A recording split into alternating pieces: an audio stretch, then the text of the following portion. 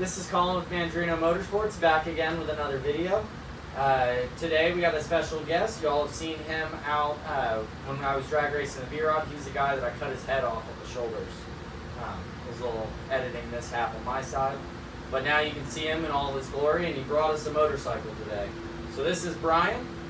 Why don't you tell us what this is? Start. We'll kind of go through it. So this is my second bike, first touring model. This is 2014 Road King. I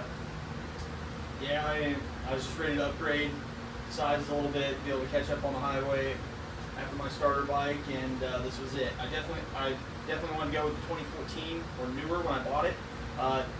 2014 is when they started the Rushmore edition. It's upgraded hand controls, and these bags will accessible when you're on the ride. And what he's talking about with the bags was the Harley's edition of the one-touch bags. The old school bags had a clamp on the side that you pulled out to loosen, and then you could flip the whole lid over. The one-touch is exactly that. Why don't you demonstrate that for us? It's one touch. So that was a big change in that year, and when they went to the newer generation of the touring bikes in 2014. 2014. So this is the first year of that, and that was also another kind of standardization year for the touring models. They, all of your plug and play accessories, kind of customize the bike to your liking without having to take it into the shop.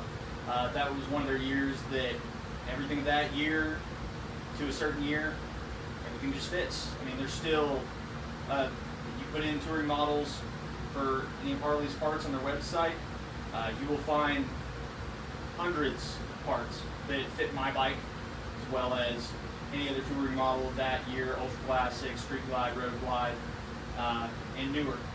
And a lot of those carry except drivetrain. So my 2020, a lot of the parts, bags, docking hardware, fenders, bars, a lot of them are all up to, I think now we're on the new year of 2024. So, and basically 14 to 23, a lot of those parts are interchangeable. So like this seat that's on this bike can go on my bike. A lot of them, there's a lot of interchangeability in those parts. So this being a 14, which would have been the first year of this version of it, what engine is in this one? It's 103. It's supposedly Harley's most popular engine, or it's their most bought engine, but they've come out with a few since then and haven't had the time to catch up in sales. So it's very reliable. I mean, it has a good sound to it too. If you put a good exhaust, they have a good raw, almost looping sound to them that is very like quintessential Harley Davidson. So let's start at the front here. I see there's been a couple things changed. The first thing I'm kind of noticing is your wheel. The previous owner, this is, just to preface this bike was not my baby. This was somebody else's, project. It was their customization. This is my upgrade in size. So what the previous owner did was he put white walls on here. I think it adds a good look. The Road King with their 3 headlights style and their standard like fenders with the what you call this, like trim lip or something. They have this on the front and the back.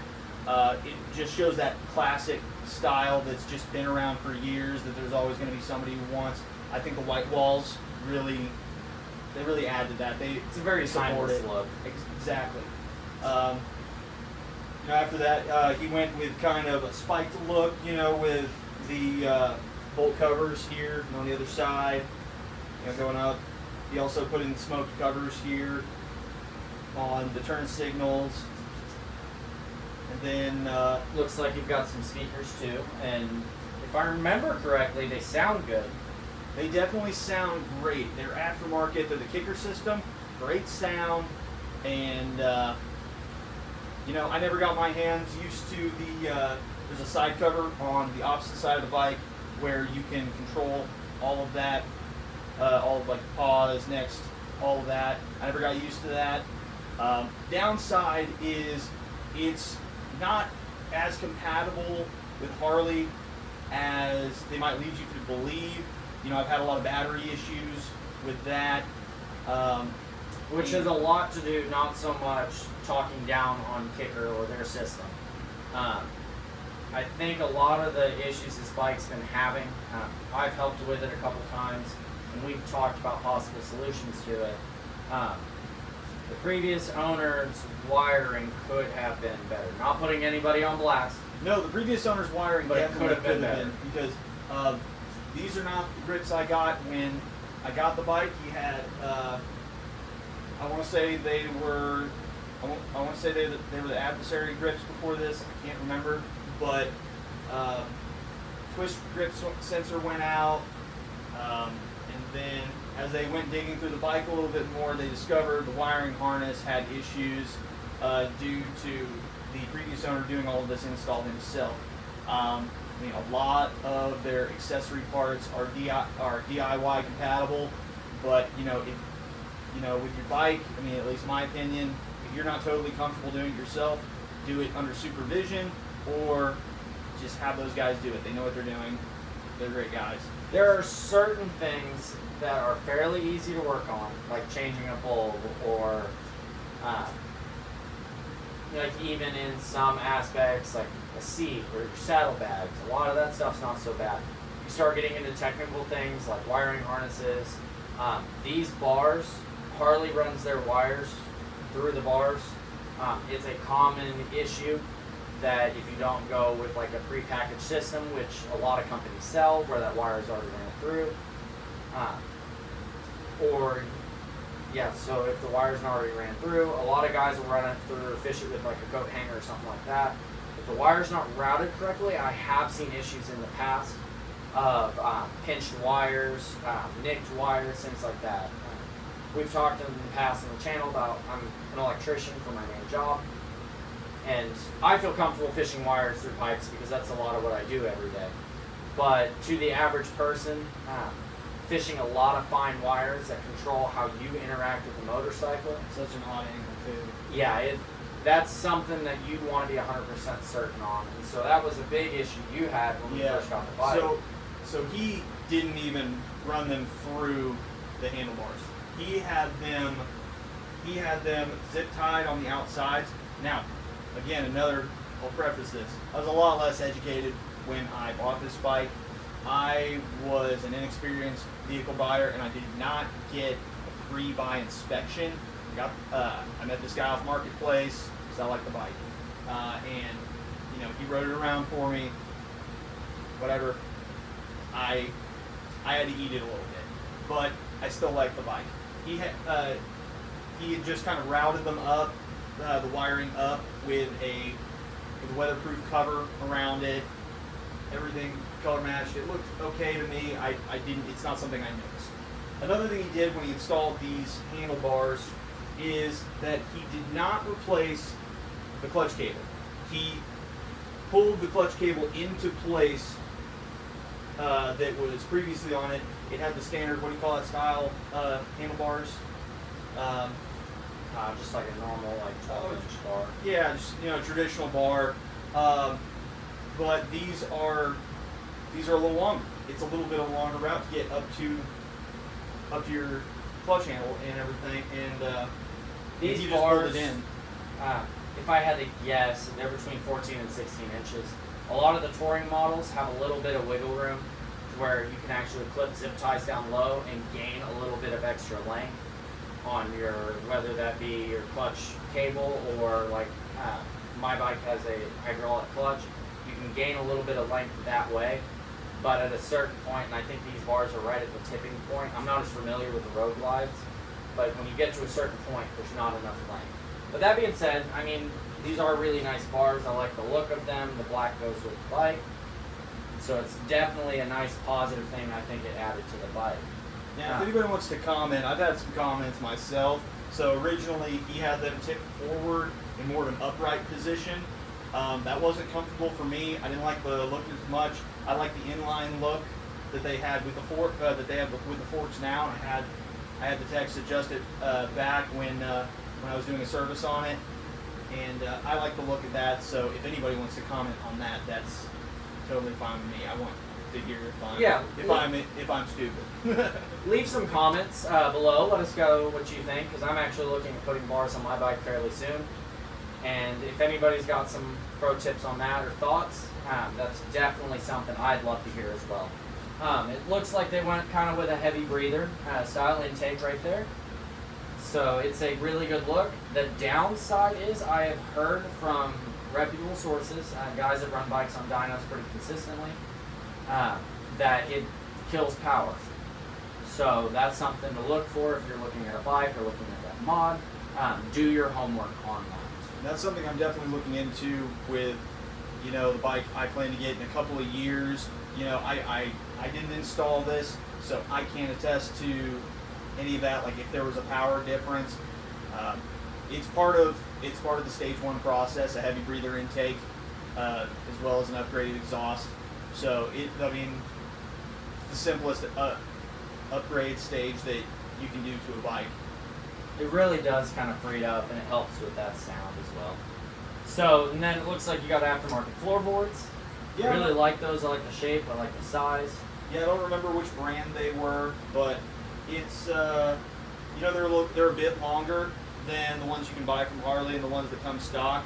I think it's nice because I have bad knees, and when I'm sitting, I just coming over to his house.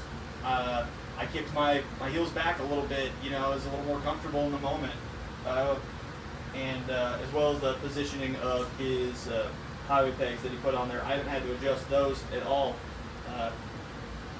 Really enough, he was a shorter guy. We just put our legs in the same place. I think the floorboards, though, the length, it helps a lot. It's a different look, especially because the passenger floorboards are not the same. They're a little more angular, I think Your wife appreciates that, though. My wife does appreciate that. I should have brought the King Tour Pack over too. She's gotten close to falling asleep on rides before because she's just so comfortable, and I don't know. I make my wife better rough. passenger experience. She's on pegs. Pegs, no tour pack. We got to make sure she stays awake. The peasant's got a deal. So we've got the floorboards. Obviously, those back ones are different too. Normally, that's not. It would just come with pegs on the back, same as my bike would. Looks like you've got those bars. So are those bars back there a factory option, or are they? So this model year, I don't know if they were a factory option or not. To my knowledge, they came stock, just because of the classic look that comes with a Road King. They, getting a little more chrome out there with the addition of protecting the bags in case of a spill. To my knowledge, they are stock, and then it brings up the convenience of this protective bag here. Get a water source on me. I don't use that.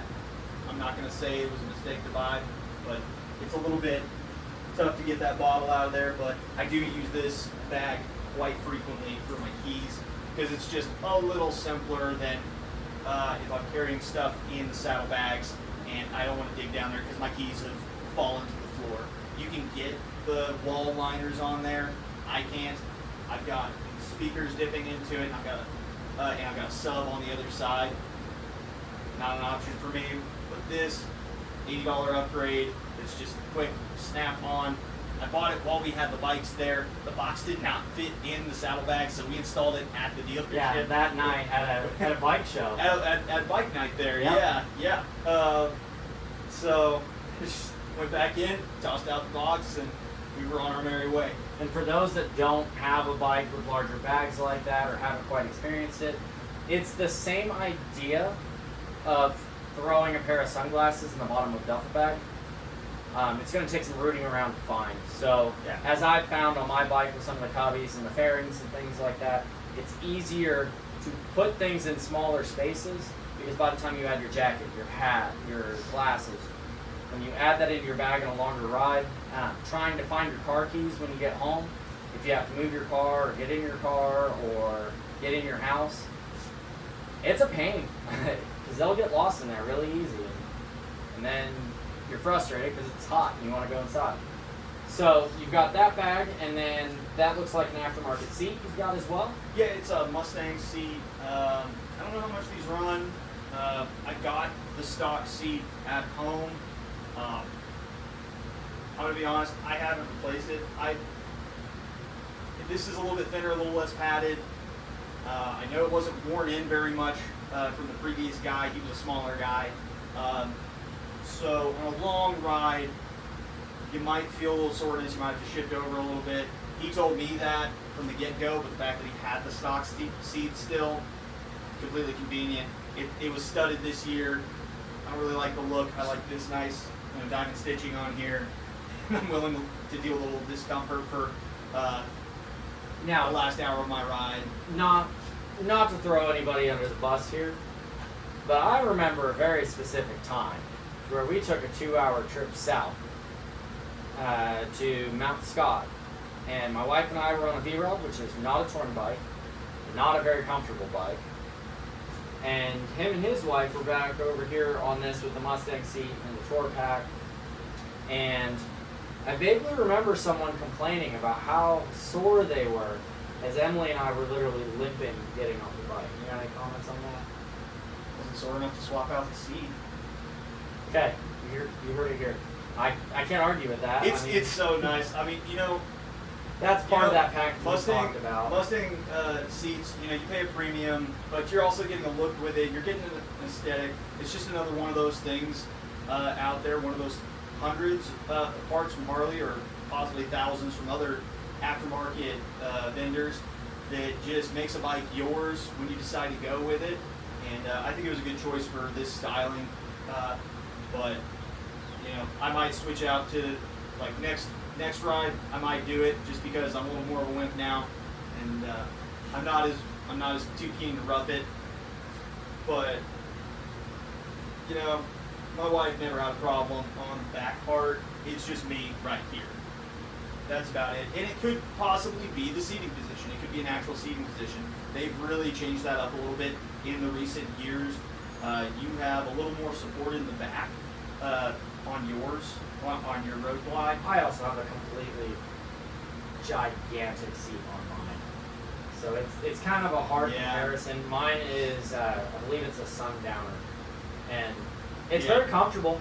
I can't complain about that. But it's a couch cushion. It looks like I got a 6-inch memory foam riding on top of my bike. So I like it. Yeah, it does. So that's something that I'm going to change. But that's kind of enough about mine. I will say I am noticing back there, this bike does have adjustable air suspension, looks like with the shocks. The newer Harleys have my Road Glide has a twist knob to set preload. It looks like this bike has a little Schrader valve to be able to air up or air down depending on your weight in the back. Have you used that at all? I haven't. Pointed it out to my wife coming back from vacation. A couple of kids on their Road Kings came up. She was like, "What are they airing up?" And I said, "So listen, I've been lazy." We could have been more comfortable this whole time. She could have been, because that's not going to affect me as much here. As the rider, you are more reactive to everything. When you see a bump coming, you adjust your back, you adjust your butt. When you notice that's coming, the road doesn't hit you as hard. It's your passenger who sits right on top of the back tire who's going to feel everything. Right, and I mean, the average rider really doesn't pay attention to that as much. If you were going on a long trip where you're going to weigh down, because he actually got a King Tour pack with this bike as well. If you're going on a longer trip where you're weighing that down with your significant other, your bags, your stuff. I know my wife does not travel light, and so that just adds more weight, and it's not so much for every day. You can add air and do whatever you want to do depending on how you ride. I tend to prefer my suspension a little stiffer. Some people like it a little softer, but for day to day, it's not something that a lot of people really tend to care about. It wasn't something I cared about either for a while, but I'll probably start doing it. I did a test ride a few weeks back, and I got to ride one of the 23 Heritages, and it had a lot stiffer suspension. Comparable me on a Heritage versus both me and my wife on this. I think the suspension it was a lot stiffer, and I think it handled some bumps a little easier. I mean, I think it was different. They felt just slightly smoother. So that's pretty much wrapping up this video. We are going to start it for you guys, so you guys get to hear it. I believe it's Vance and Hines. Yep. So he's got a Vance and Hines True Dual on this. But the last question I have, I've noticed a lot of Willie G stuff on this bike. What are your thoughts on that? On the listing, I thought, yeah, that's all right. I'll remove what I might want to later on. I just haven't. The previous owner was like huge into the Willie G skull stuff. I don't know if he was just a devoted Willie G guy or if he just liked the skull aesthetic. Some people just like skulls. I've got the gas cap. I've got the fuel light right here. This is a stock windshield that he had laser cut. He vinyled on a Willie G sticker. The derby cover on the other side is Willie G. I believe that's it. Yeah, I think. Tell me I'm missing one. I don't think I'm missing one. I think you got it. It's just like 1, 2, 3, 4 Willie G upgrades. I think he was just kind of looking for that look, and you know, it worked for him. I'm still playing around with how much effort I would want to put in to just remove it, but it doesn't bother me. I think I've had some compliments on the bike. Nobody's mentioned anything to me about it. It's just acceptance at this point. It's acceptance. One thing that's not on here that it was when I got it, and this is partially because it won't fit straight into my half garage, and partially because I don't really like them, was the fishtail end caps. They were sick. Don't let him just lay those down. They were fantastic. The whole style. He needed one of those blankets right here so that he could put another speaker in it. It's a whole look. I personally really love that styling with the fishtails, the blanket. I can get you demonetized if no, we're say what it is. We're purposely avoiding that word. All right. Okay. That style, I'm a big fan of it personally. Not everybody is, but I think it comes out better on the touring models than it does the Softails. That's fair enough. So with that being said, why don't you start it up for us? Give us a couple baby revs, and we'll wrap this video up.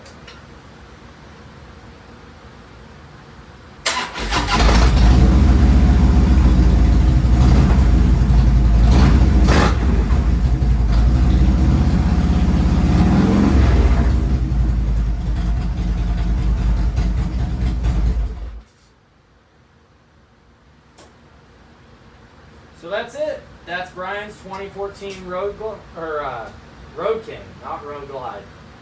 They both have road in the name. I personally have really started falling in love with this bike. I like the styling of it. I think there's a lot of tasteful upgrades, and I think that a lot of good decisions were made. Now, there's a couple things personally I would change, but that's me personally. You're going to ride your own ride, your own style, and you're going to pick what fits you best and what's most comfortable to you. And this is a bike that Brian has been really passionate about since the day he bought it. And I'd say we had a couple good adventures on it. I think so. And, you know, again, it is my first touring model. I've learned a lot of things about riding position. I'm not unhappy with my purchase. I ended up having to dump a lot of money into fixing some mistakes, but I love this bike. It won't be with me forever, but you know it's been great on this thing, and I'm gonna get to ride it for at least a couple more years. So y'all make sure to like and subscribe. Leave a comment, especially on the handlebars. I'm curious about it. He's curious about it as well. And we'll make sure to keep getting out more content. Summer's here, so hopefully y'all will get to see more off-road content and more motorcycle content. I'm going to be slowing down and working on vehicles. Like I mentioned, we're going to be doing some work on some lawnmowers. But it's too dang hot to be slaving away in the garage. So again, like, subscribe, let us know what you liked, what you didn't, and we'll catch you on the next one.